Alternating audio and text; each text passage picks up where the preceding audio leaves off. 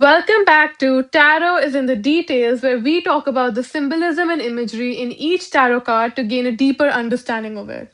Today, we're going to talk about the Magician, the card that is associated with Mercury and, in general, associated with manifesting. He has the symbol of infinity over his head, which talks about the infinite possibilities that exist within our mind, and just like infinite ideas and potentials that exist. He has a candle in his hand, and this candle talks about the spiritual nature of manifesting, and it's generally representing the divine.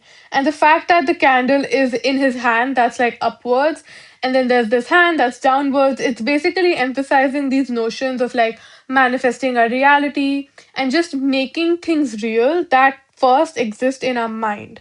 Even the shape of this candle and then the shape of his arms are very strongly saying, as above, so below.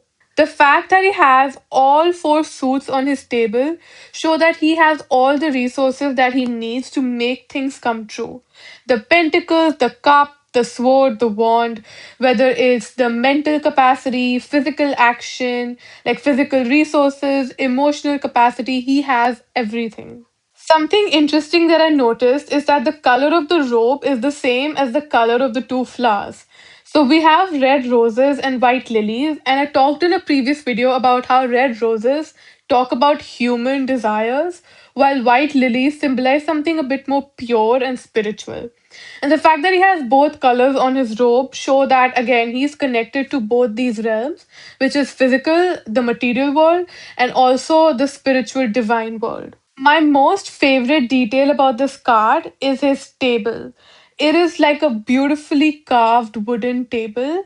And the fact that there's so much beauty on this card, like even the flowers hanging above, it just shows that he is living a beautiful, luxurious life. And to me, with the themes of manifesting and creation in this card, it just tells me that we can create beauty in our life, especially because the flowers on the top are red roses, which are again symbolizing material things and material desires. It's just showing me that we can have a lot of beauty in our life that is material and physical while we're connected to the divine.